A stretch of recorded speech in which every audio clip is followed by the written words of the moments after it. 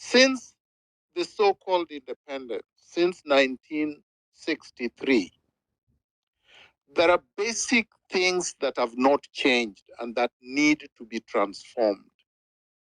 And the reason why I say that is uh, the Kenyan state, and I've said this repeatedly, was not intended to empower the African citizen of Kenya. It was not meant for Africans. The Kenyan state was an extractive state that was only set up to extract raw resources, exploit the labor, and dominate the people. And the state was meant to have Africans as mascots, representing the international interests of capital. So that when Ruto is there, his purpose and aim is to steal as much as he can, but ultimately to serve the metropole, Washington, London, Berlin, Paris, and these major capitals of the West. That is why when Ruto goes to New York, or he goes to Washington, D.C., or he goes to London, he can walk on the street, almost like an ordinary citizen. But he cannot do that in Kenya. Because in Kenya, he's Lord. He's an imperial Lord. But in London, where he has lords that are supposed to be giving instructions on what to do in Kenya, he can behave as an ordinary citizen. In Kenya, he has a motorcade the length of River Nile. Whereas in Washington, he carries his own umbrella. You can see the discordance between the behavior that these people exhibit in foreign countries vis-a-vis how they behave in our own country. In our own country, they are slave masters and we are slaves.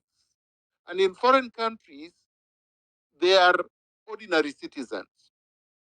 And this mentality, this structural defect, this structural setup is what has to be changed. That is why a lot of us are saying the problem is with the system.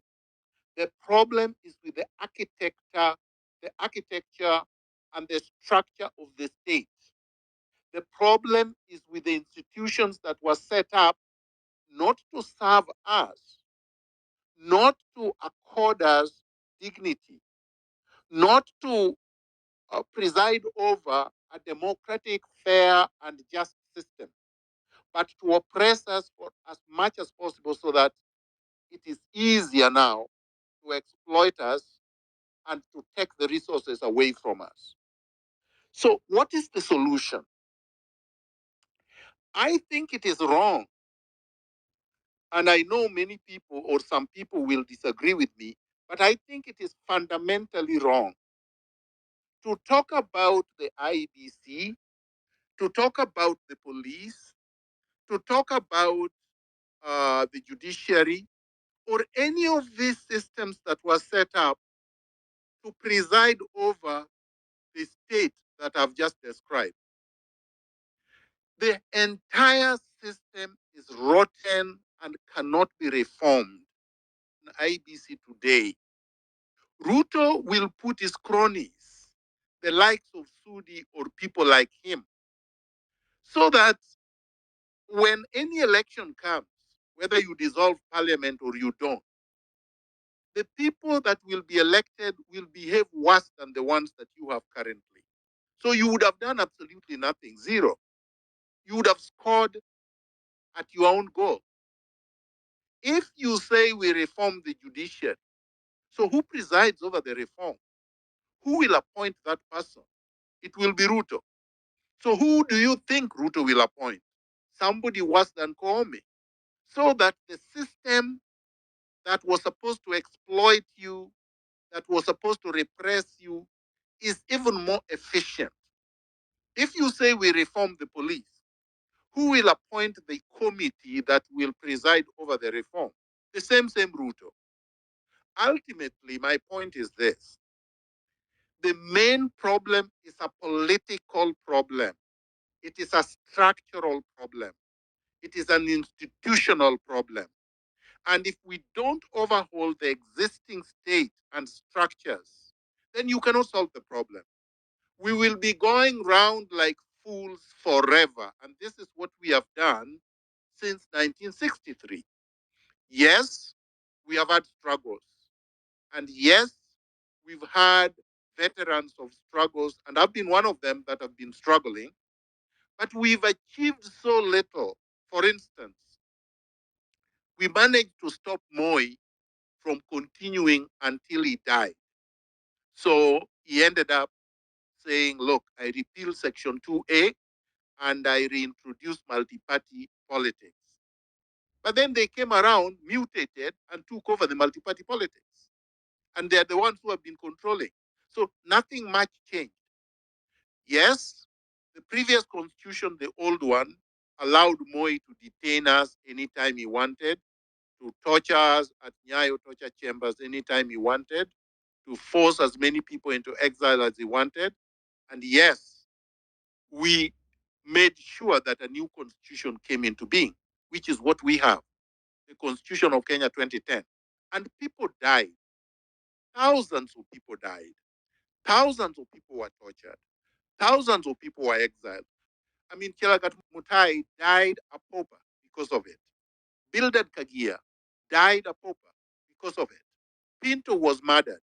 So when we say there has been an ongoing struggle from 1963, we are not joking.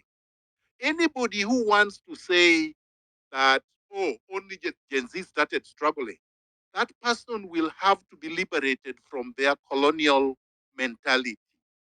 Many, many, many people have suffered to have us now be able to speak and challenge a sitting president the way that we are doing. But it's not been enough. So what is it we have to do? Because state capture is the norm, is the order of things. The courts will not be able to untangle all these things. This is not the work for judges. This is a political problem, and you're not going to solve it through forming political parties. Because the system, the electoral system, is completely colonized by Ruto and his group and others. The system is not free. So, the same way that Chebukati announced Ruto as president, and whether he won fairly or not is of no consequence. The fact is, the system was rigged from day one. How do we liberate the system? To liberate the system and everything will fall into place, we have to remove Ruto from power. Let's not dance around this issue. The problem is at the top. The problem is at State House. With Ruto out of power, we can transform the system. The system below him will collapse on its own weight once he's removed from power. And the best way to remove Ruto from power, and this is documented, is patented historically since 1789, the French Revolution, is people power. This is how it's been done. This is how the Bangladeshi did it. This is how the Sri Lankans did it. This is how every other society has done it. It cannot be done any other way.